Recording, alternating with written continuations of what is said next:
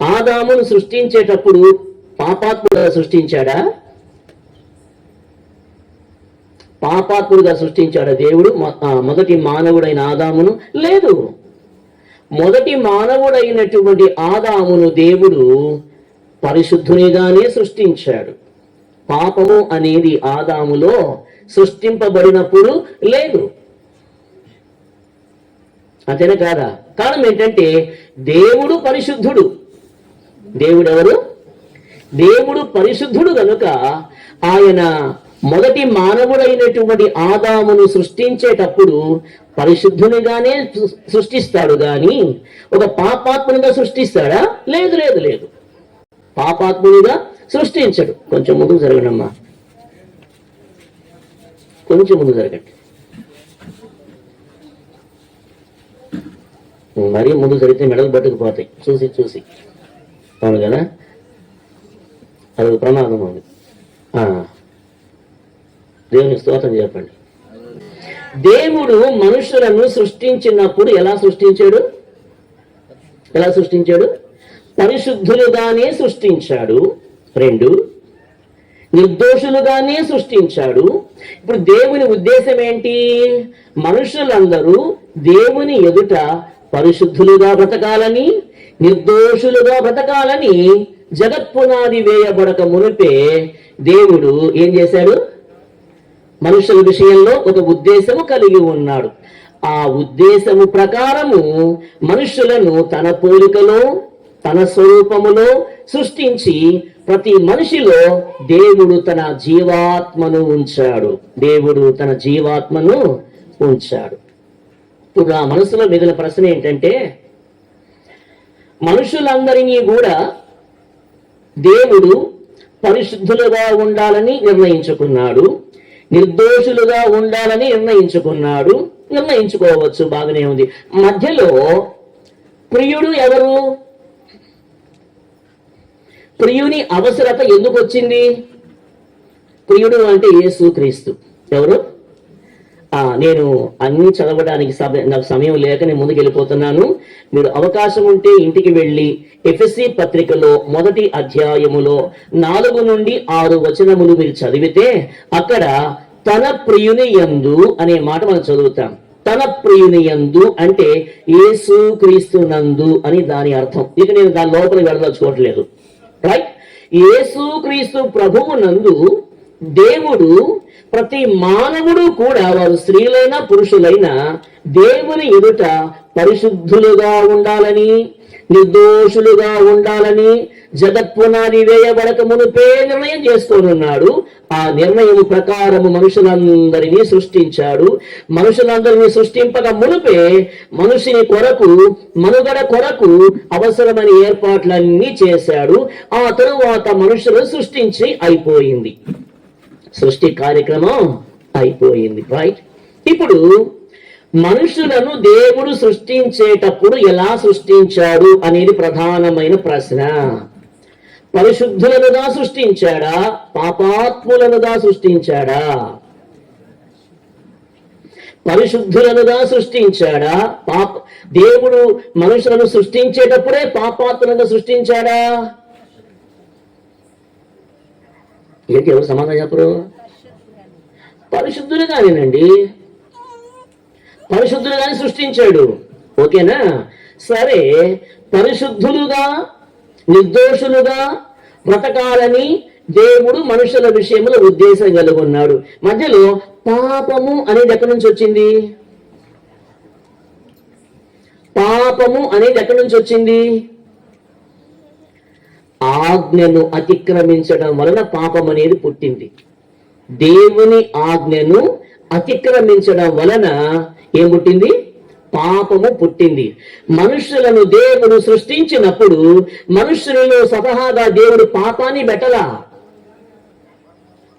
దేవుడు మనుషులను సృష్టించేటప్పుడు పుట్టుకతోనే మనిషి పాపాత్ముడిగా దేవుడు సృష్టించలేదు. పాపము మధ్యలో వచ్చి పడింది మనిషి జీవితంలో. ఎప్పుడు వచ్చిందంటే దేవుని ఆజ్ఞను అతిక్రమించినప్పుడు పాపం పుట్టింది మనిషి జీవితంలో.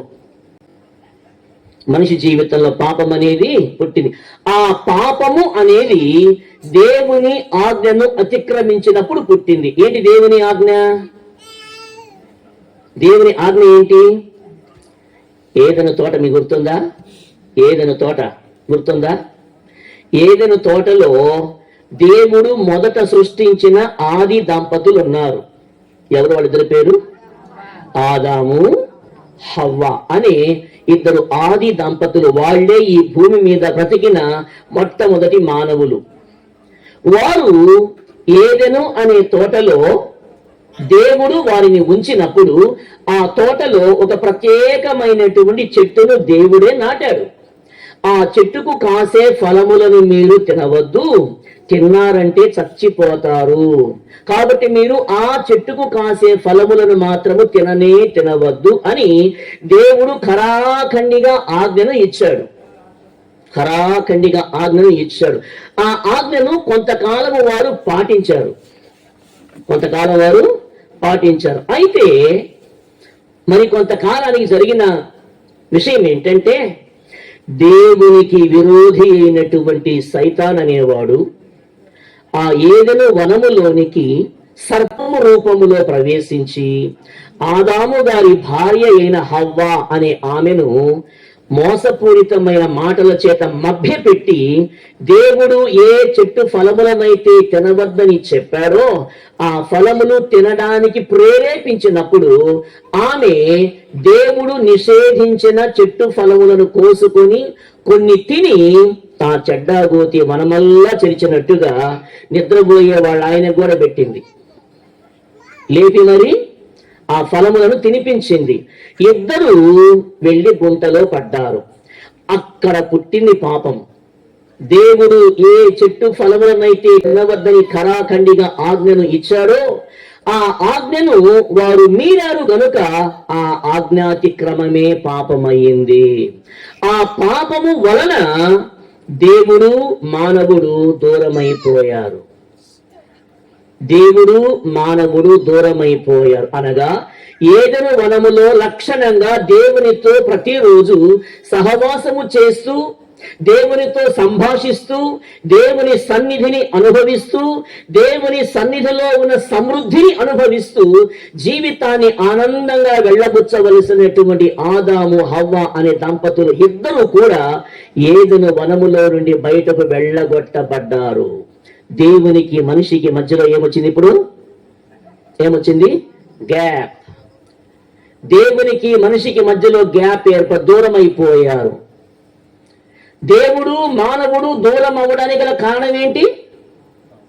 పాపము. ఏంటా పాపము? ఆజ్ఞను అతిక్రమించడమే పాపము. ఓకేనా? ఇప్పుడు మన పెద్దలు అంటుంటారు, కాకి పిల్ల కాకికి ముద్దు. అవును కదా? ఆ కాకి పిల్లను ఎంతమంది అసహించుకున్నా ఆ కాకిని కన్నటువంటి తల్లి కాకి మాత్రము నా పిల్ల ఎంత అందంగా ఉంది, నా పిల్ల నోరు ఎంత ఎర్రగా ఉంది, నా పిల్ల ఎంత బాగుంది అని ఆ తల్లి కాకి పిల్ల కాకిని చూచి మురిసిపోతుంది, ముద్దాడుతుంది, దాన్ని పోషించుకుంటుంది, సంరక్షించుకుంటుంది. అవునంటారా? అలాగే ఈ పాపము అనే కారణాన్ని బట్టి దేవునికి దూరమైపోయినటువంటి మానవుడు ఎంత చెడ్డ, దేవుడు తన సొంత చేతులతో సృష్టించుకున్నటువంటి మానవుడు కదండి. తన సొంత చేతులతో మట్టి ముద్దను చేశాడు. ఆ మట్టి ముద్దను తన స్వరూపములో సృష్టించాడు. ఆ మట్టి ముద్దకు కాస్త ప్రాణం పోశాడు. ఆ ప్రాణము పోసి ఆ మనుషులలో దేవుడు తన జీవాత్మను ఉంచాడు.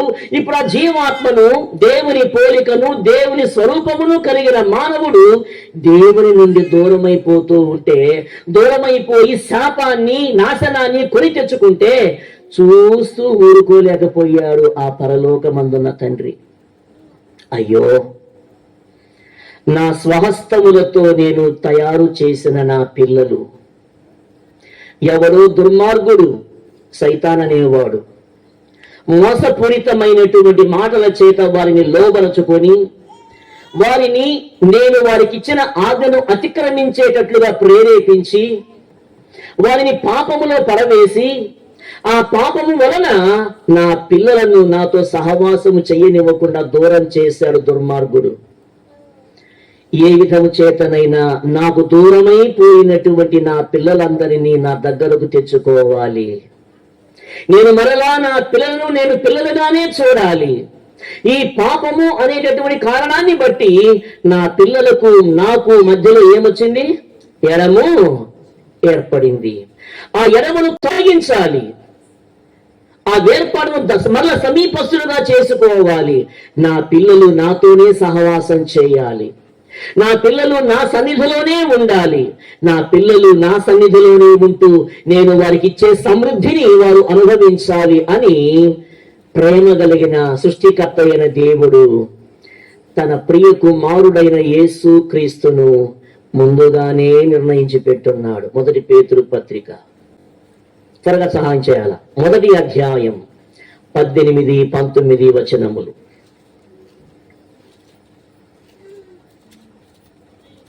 1 పేతురు పత్రిక 1వ అధ్యాయము 18, 19 వచనములు నేను తీస్తున్నాను, నేను చదువుతున్నాను కూడా, మీరు వినండి.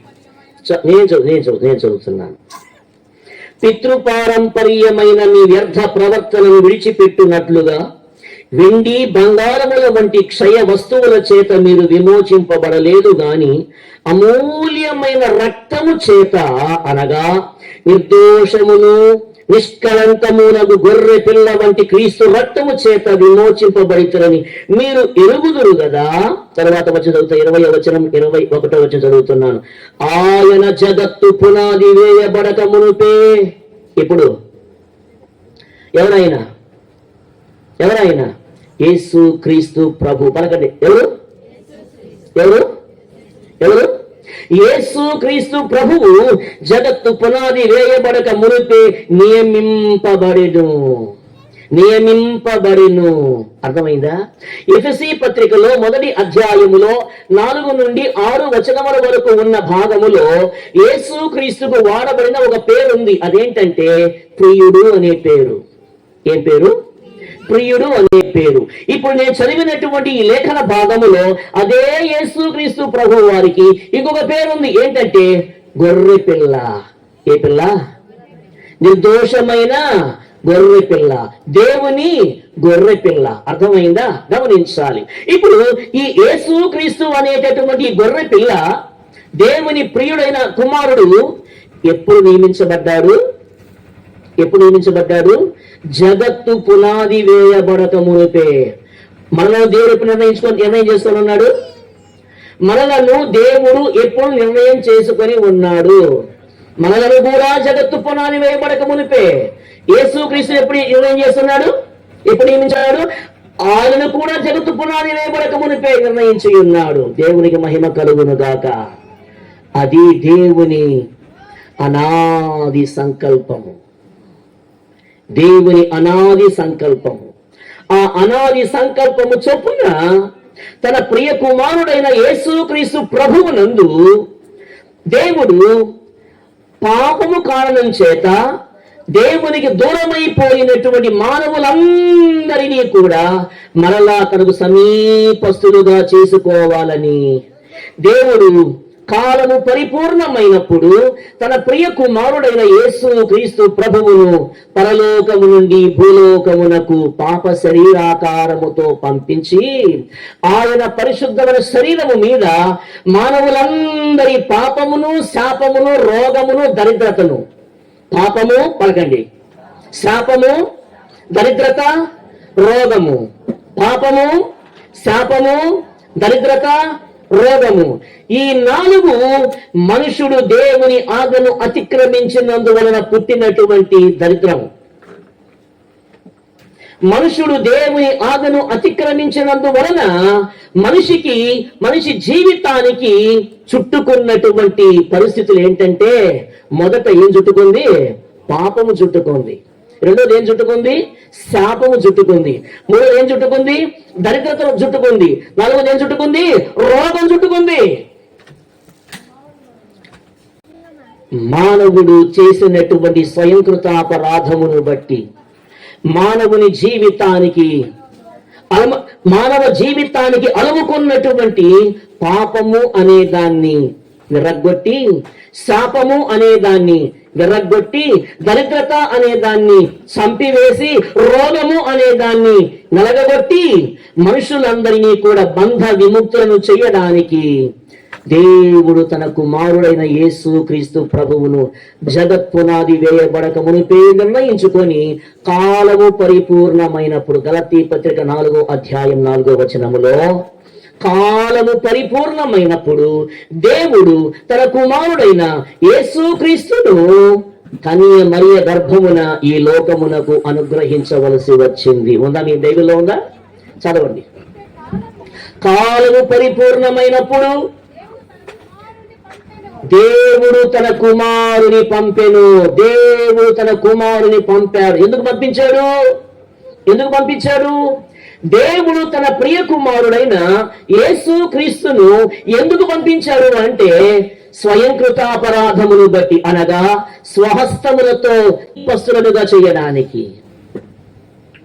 ఎఫెసీ పత్రికలో 2వ అధ్యాయము 14వ వచనం చదువుతారా? కాగా ఎఫెసీ పత్రిక 2వ అధ్యాయం 14. ఆయన మన సమాధానమయ్యుండి మీకును మాకును ఉండిన ద్వేషమును, అనగా విధి రూపకమైన ఆజ్ఞగల తన శరీరమందు కొట్టి వేయుట చేత మధ్యలో ఉన్న గోడను పడగొట్టి ఏకము చేశాడు. ఇట్లు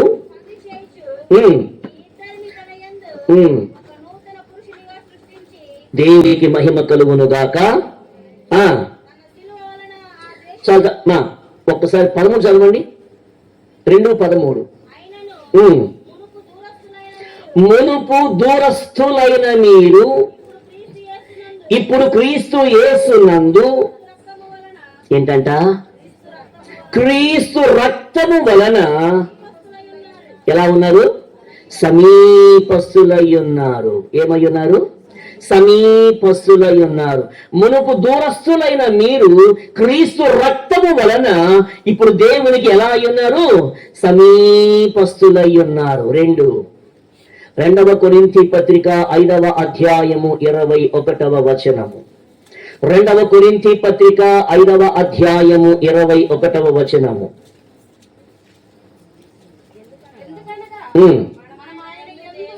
మనము ఆయన యందు దేవుని నీతి అగునట్లు పాపమెరుగని ఆయనను, ఎవరి కోసం అండి? ఎవరి కోసం? మన కోసము ఎలా చేశాడు? పాపముగా చేశాడు. పాపిగా కాదు, పాపముగా చేశాడు. ఏం చేశాడు? దేవుడు ఏ పాపము ఎరుగని యేసు క్రీస్తును సిలువలో పాపిగా చేయలా, పాపముగా చేశాడు. అర్థమైందా? గమనించాలి. యేసు క్రీస్తు ప్రభువు నీ నిమిత్తము, నా నిమిత్తము సిలువలో పాపముగా చేయబడ్డాడు. గలతీ పత్రిక 3వ అధ్యాయం. గలతీ పత్రిక 3వ అధ్యాయం 3వ అధ్యాయములో 10వ వచనము నుండి, ధర్మశాస్త్రము విధించిన క్రియలకు సంబంధులందరూ శాపములకు లోనై ఉన్నారు. ఎందుకనగా ధర్మశాస్త్ర గ్రంథమందు వ్రాయబడిన విధులన్నీ చేయుట యందు నిలుకడగా ఉండని ప్రతి వాడు శాపగ్రస్తుడు అని వ్రాయబడి ఉన్నది. 11వ వచనము, ధర్మశాస్త్రము చేత ఎవరును దేవుని ఎదుట నీతిమంతుడు తీర్చబడడు అను సంగతి స్పష్టమే. ఏలయనగా నీతిమంతుడు విశ్వాస మూలముగా జీవించును. ధర్మశాస్త్రము విశ్వాస సంబంధమనేది కాదు గాని దాని విధులను ఆచరించువాడు వాటి వలన. ఓకే, ఆ తర్వాత వచనం చదువుతా. ఆత్మను గూర్చిన వాగ్దానము విశ్వాసము వలన మనకు లభించున్నట్లు అబ్రాహాము పొందిన ఆశీర్వచనము క్రీస్తు యేసు ద్వారా అన్యజనులకు కలుగుటకై క్రీస్తు మన కోసం ఏమయ్యాడు? క్రీస్తు మన కోసం ఏమయ్యాడు? శాపమయ్యాడు. 2వ కొరింథీ పత్రిక 5:21 చదివారు. మన కోసము యేసు క్రీస్తు పాపమయ్యాడు. ఇప్పుడు గలతీ పత్రికలో ఏమయ్యాడు? శాపము అయ్యాడు. 3 ఇందాకేం చదువుతున్నాను? 2 కొరింథీ పత్రిక 8వ అధ్యాయం. కొరింథీ త్వరగా రండి. కొరింథీ 2వ పత్రిక 8వ అధ్యాయం 9వ వచనం. కొరింథీ 2వ పత్రిక 8-9. ఆయనను నీకు కలిగి ఉన్న ఈ స్వాతంత్రము వలన లేదమ్మా నేను చదువుతా వినండి. 2 కొరింథీ పత్రిక 8-9. మీరు మన ప్రభువైన యేసు క్రీస్తు కృపను ఎరుగుదురు కదా, ఆయన ధనవంతుడయుండి మీరు తన దారిద్ర్యము వలన ధనవంతులు కావాలనని మీ నిమిత్తం ఏమయ్యాడు? ఇందాక నేను చెప్పాను, అవునా? దేవునికి దూరస్తులైన మానవులందరినీ సమీపస్తులుగా చేయడానికి.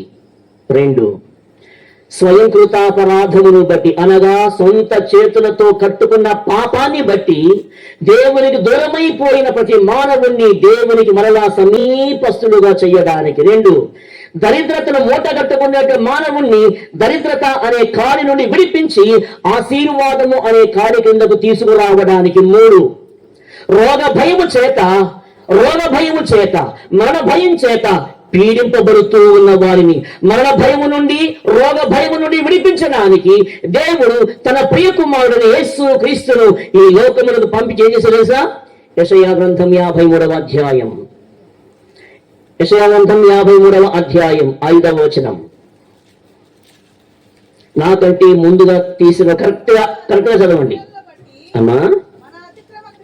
మన అతిక్రమ క్రియలను బట్టి అతడు గాయపరచబడెను, మన దోషములను బట్టి అతడు నలుగగొట్టబడెను, మన సమాధానార్థమైన శిక్ష అతని మీద పడెను, అతడు పొందిన దెబ్బల చేత మనకు స్వస్థత కలుగుచున్నది. 4వ వచనం. 4 నిశ్చయముగా అతడు మన రోగములను భరించెను. చెప్పండి అందరూ, నిశ్చయముగా. ఎవరికైనా కడుపు నొప్పి ఉందా? వాడి మాట పలకండి. ఎవరికైనా తలనొప్పి ఉందా? వాడి మాట పలకండి. ఎవరికైనా కాళ్ళు నొప్పులు ఉన్నాయా? ఈ వాక్యం పలకండి. ఇంకేదైనా శరీరం బలహీనత చేత మీరు ఇబ్బంది పడుతుంది రాత్రి వేళ, ఈ మాట విశ్వాసముతో నోరార పలకండి. విడుదల కలుగునుగా యేసునామములో. అతడు నిశ్చయముగా మన రోగములను భరించెను. పలకమని చెప్పాను.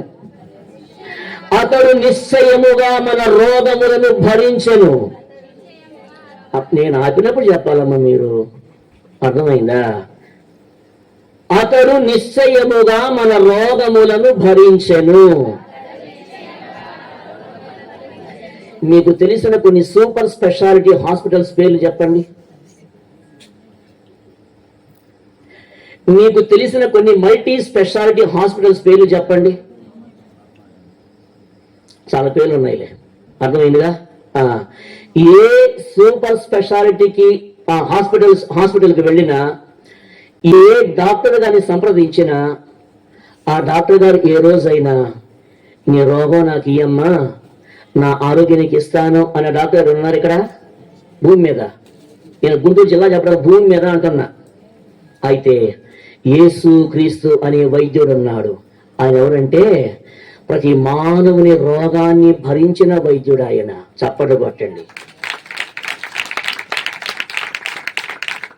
ఎవరైనా 10 రూపాయలు అప్పు అడిగితే అప్పిస్తారు గాని, 1 లక్ష అప్పు ఇవ్వమంటే అప్పు ఇస్తారు గాని, మన నిమిత్తము దరిద్రులు ఎవరు కాదు. వాళ్ళ ఐశ్వర్యం మొత్తాన్ని మన పేరు మీద రాసి మన కోసం దరిద్రతను అనుభవించగలిగేంత ఔదార్యం కలిగిన వారెవరు లేరు భూలోకములో. కానీ భూమిని ఆకాశాన్ని సృష్టించిన దేవుడు యేసు క్రీస్తు ప్రభువు నీ నిమిత్తము నా నిమిత్తము ఏమయ్యాడు? దరిద్రుడయ్యాడు అని కొరింథీ 2వ పత్రిక 8-9 ఇందాక చదివించాను. అవునా? నా జీవితానికి శాపమైపోయింది ఈ రోగం. నా జీవితానికి ఈ అప్పుల బాధ శాపమైపోయింది, ఈ శాపం ఎట్టబోతుంది అని అనుకుంటున్నావేమో సహోదరుడా, సహోదరు, ఈ రాత్రి వేళ ఒక శుభవార్త ఏంటంటే నీ నిమిత్తము నా నిమిత్తము శాపమవడానికి దేవుడు తన కుమారుడు యేసు క్రీస్తు ప్రభువును జగత్ పునాది వేయబడక మునిపే నిర్ణయించుకొని కాలము పరిపూర్ణమైనప్పుడు భూలోకానికి మన నిమిత్తమే శాపంగా మారడానికి వచ్చి పడ్డాడు యేసయ్య. చప్పడు కొట్టు. ఈ రాత్రి వేళ నీ జీవితంలో ఏదైనా ఇది నాకు శాపం, పలానిది నా కుటుంబంలో శాపం, పలానిది నా జీవితం శాపంగా మిగిలిపోయింది అని ఎవరైనా తలపట్టుకొని కూర్చుంటే ఈ రాత్రి వేళ నేను ప్రకటించే ఈ సువార్త నీ కొరకే నేను చెప్తూ ఉన్నాను. దేవుని సేవకునిగా నీ కొరకు దేవుడే శాపమయ్యాడు. స్నేహితుల, సహోదరి, నీ జీవితంలో ఇంతవరకు నిన్ను పరిపాలన చేసిన శాపం ఏదైనా కూడా యేసు క్రీస్తు ప్రభు నామములో నీ విశ్వాసం ఉంచడం చేతనైతే ఈ రాత్రి వేళ నీ మీద పెత్తనం చేస్తున్న శాపము అనే కాని తుత్తు నీలుగా విర్రగొట్టబడబోతుంది. ఆమేన్. ఈ రాత్రి వేళ యేసు క్రీస్తు ప్రభు నామముల విశ్వాసం ఉంచడం నీ చేతనైతే నీకు దరిద్రంగా మారిపోయిన పరిస్థితి ఏదైనా కూడా ఆ కాడి విర్రగొట్టబడుగాక, విర్రగొట్టబడుగాక. ప్రభునందు ప్రియులారా, దేవుడు తన ప్రియ కుమారుడైన యేసు క్రీస్తు ప్రభువునందు జగత్ పునాది వేయబడక మునిపే నీవు నేను మనము అందరము ఆయన ఎదుట పరిశుద్ధంగా ఉండాలని, నిర్దోషంగా బ్రతకాలని నిర్ణయం చేసుకున్నాడు. ఆ నిర్ణయము ప్రకారము నిన్ను సృష్టించాడు, నన్ను సృష్టించాడు. మనకంటే ముందుగా యేసు క్రీస్తు ప్రభువును కూడా ముందుగానే ఏర్పాటు చేసుకొని ఉన్నాడు. ఎందుకంటే గతమును, ప్రస్తుతమును, భవిష్యత్తును ఎరిగిన దేవుడు గనుక తన పిల్లలు భవిష్యత్తులో ఏం చేయబోతున్నారో ముందుగానే ఎరిగినటువంటి దేవుడు ఏం చేయబోతున్నారు, ఏ పాపము చేయబోతున్నారో ఎరిగిన దేవుడు, సర్వకాల జ్ఞాని అయిన దేవుడు, పాపము చేసి పాపము వలన దేవునికి దూరమైపోతారని ఎరిగిన వాడై దూరమైపోయిన మానవుని మరలా తన సమీపస్తులుగా ఎలా చేసుకోవాలో ముందుగానే ఒక ప్లాన్ వేసుకున్నాడు. ఆ ప్లాన్ ప్రకారము నిన్ను, నన్ను, మనలందరినీ కూడా ఏం చేశాడమ్మా? సృష్టించాడు. వచ్చిన సృష్టి, మనం మొదట సృష్టింపబడ్డాము. అది మన జీవితంలో మొదటి సృష్టి. అయితే రెండవ సృష్టి కూడా ఉంది. ఏ సృష్టి ఉంది? రెండవ సృష్టి కూడా ఉంది. అర్థమైందా? 2 కొరింథీ పత్రిక 5వ అధ్యాయములో 17వ వచనములో కాగా క్రీస్తు నందున్న వారు నూతన సృష్టి, ఇదిగో పాతవి గతించెను, క్రొత్తవాయెను. క్రీస్తు యేసునందున్న వారు ఏ సృష్టి? నూతనమైన సృష్టి. ఏ సృష్టి? క్రీస్తు నందున్న వారు ఏ సృష్టి? నూతనమైన సృష్టి. మన తల్లి గర్భములో నుండి మనము సృష్టింపబడినప్పుడు అది మన శరీరానికి సృష్టి. శరీరానుసారంగా భూలోకములో బ్రతకడానికి దేవుడు నిన్ను, నన్ను, మనలో ప్రతి ఒక్కరిని సృష్టించాడు. ఆ సృష్టి వెనక దేవుని ఆలోచన ఏంటంటే దేవుని ఎదుట నీవు, నేను, మనము అందరమును పరిశుద్ధులముగాను నిర్దోషులముగాను బ్రతకాలని. అయితే దేవుని ప్రణాళిక పాపములో బ్రతుకుచూ ఉన్న ప్రతి ఒక్కరి విషయములో ఏమైపోయిందంటే తల్లక్రిందులైపోయింది. తలక్రిందులైపోయింది. ఈ రాత్రి వేళ ఎవరైనా ఏ విధమైన పాపములో ఉన్నను స్నేహితులారా గమనించండి, మీ విషయములో దేవుని ప్రణాళిక తలక్రిందులైపోయింది. అయితే దేవుని ప్రణాళికను మరలా సరిగ్గా నీ విషయములో నెరవేర్చడానికి దేవుడు తన కుమారుడైన యేసు క్రీస్తు ప్రభువును ఈ లోకమునకు పాప శరీరాకారముతో పంపి నీ పాపమును యేసు క్రీస్తు ప్రభువు మీద మోపి ఆయన శిలువలో కాచిన అమూల్యమైన రక్తం చేత నీ పాపం, నా పాపం, ప్రతి ఒక్కరి పాపమును కడిగి వేసి ఆయన ఎదుట మనలను పరిశుద్ధులుగా నిలవబెట్టుకోవడానికి దేవుడు తన కుమారుడైన యేసు క్రీస్తును ఈ లోకమును రక్షకునిగా పంపించాడు. ఎలా పంపించాడు? రక్షకునిగా పంపించాడు. ఈ రాత్రి వేళ నీ విషయములో, నా విషయములో, మనందరి విషయములో ఇంత మహోన్నతమైనటువంటి ప్రణాళికను కలిగి ఉన్నటువంటి దేవుని చిత్తమేమిటో ఎరిగిన వారమై దేవుని ప్రియ కుమారుడైన యేసు క్రీస్తు ప్రభువు సిలువలో ప్రాణం పెట్టుట వలన సిద్ధపరచిన రక్షణ కార్యమునందు హృదయములో విశ్వసించి యేసు క్రీస్తును సొంత రక్షకుడుగా ప్రభువుగా అంగీకరించి ఆయనను అంగీకరించుట వలన దేవుడు వాగ్దానము చేసిన నిత్య జీవమును ప్రతి ఒక్కరూ స్వతంత్రించుకోవాలి అనేది దేవుని చిత్తం. దేవుడు లోకము ఎంతగానో ప్రేమించను కాదా, ఆయన తన అద్వితీయ కుమారునిగా పుట్టిన వారి యందు విశ్వాసముంచు ప్రతి వాడును ఏం పొందాలా? నిత్య జీవము పొందునట్లు ఆయనను అనుగ్రహించను. ఈ రాత్రి వేళ స్నేహితులారా, దేవుడు మనందరి విషయములో కృప కలిగిన వాడై తన కుమారుడైన యేసు క్రీస్తు ప్రభువును మనందరి కోసము మొదట పాపముగా చేశాడు. పలకండి, శాపముగా చేశాడు, దరిద్రునిగా చేశాడు, రోగగ్రస్తునిగా చేశాడు. ఈ రాత్రి వేళ మనం ఎవ్వరము కూడా పాపము అనే కాడి క్రింద మగ్గిపోని అవసరము లేదు, శాపము అనే కాడి కింద మగ్గిపోయిన అవసరము లేదు, రోగ భయము చేతనో మరణ భయం చేతనో మగ్గిపోయిన అవసరము లేదు. దరిద్రత అనేది ఎవరి జీవిత పరిపాలన చేస్తూ ఉంటే ఈ రాత్రి వేళ ఆ దరిద్రత అనే కాడికి నలిగిపోని అవసరము లేదు. వాటన్నిటి నుండి విడిపించడానికి మనకు ఒక రక్షకుడు పుట్టాడు, రక్షకుడు మరణించాడు. ఆ రక్షకుని పేరు యేసు క్రీస్తు. మరణాన్ని జయించి మరణానికే సమాధి గట్టి తిరిగి లేచాడు. ఆయన మరణ పునరుత్థాన బలములు యందు విశ్వాసం ఉంచటం వలన అనుగ్రహింపబడేటువంటి నిత్య జీవము, ఆరోగ్యము, సమృద్ధి జీవము ప్రతి ఒక్కరూ అనుభవించినట్లు ప్రభు తన కృపను విస్తరింపజేసి నడిపించునుగాక. ఆమేన్. తలలు వంచుదాం. ఒక్క నిమిషం ప్రార్థన చేద్దాం.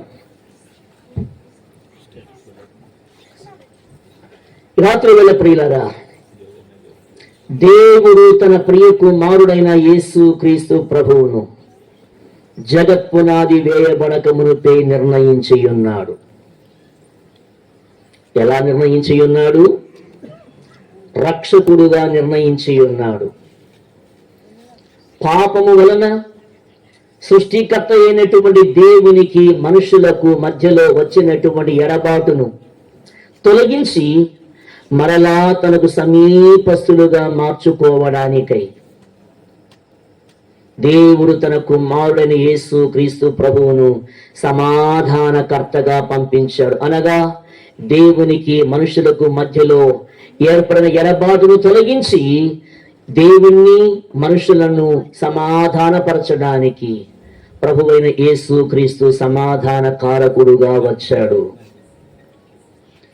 ఆ సమాధానమును స్థాపించడానికి సిలువలో ప్రాణం పెట్టాడు.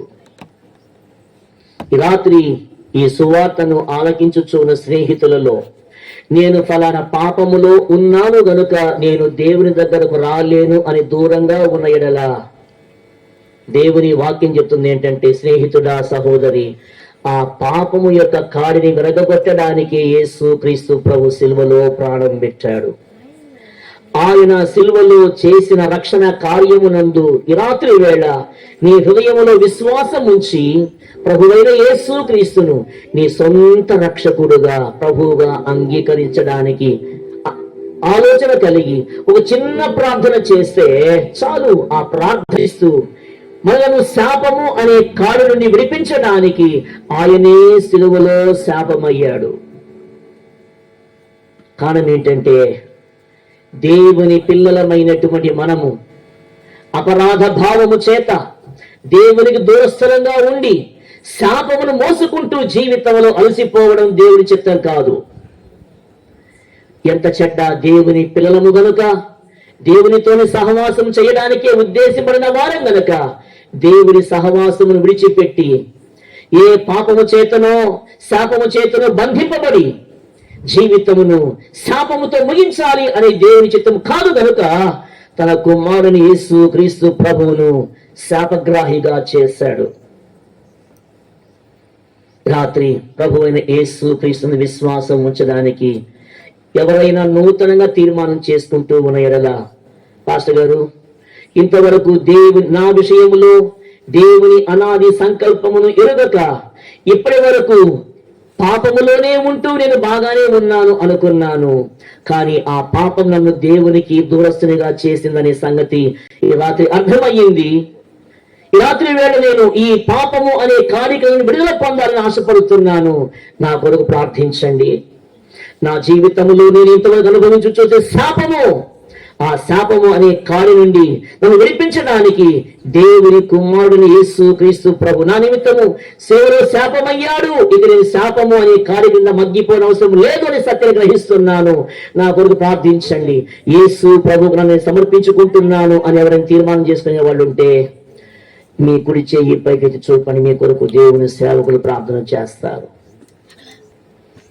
పాస్టర్ గారు, నా జీవితంలో ఫలానా వ్యాధి శాపంగా మారిపోయింది, ఫలానా అప్పు బాధ, మనస్సులో నెమ్మది లేని పరిస్థితి నా జీవితం శాపంగా మారిపోయింది ఎవరైనా భావిస్తూ ఉన్నాయలా ఈ రాత్రి నీవు ఆ అప్పుల బాధ లేకపోతే మనోవేదన అనేటువంటి దానికి నలిగిపోవడం లేదు. స్నేహితుల సహోదరి, ప్రభువైన యేసు క్రీస్తు నీ నిమిత్తము నీ దరిద్రత అంతా మోసాడు, నీ నిమిత్తం శాపమయ్యాడు, నీ నిమిత్తం రోగవస్తుడయ్యాడు.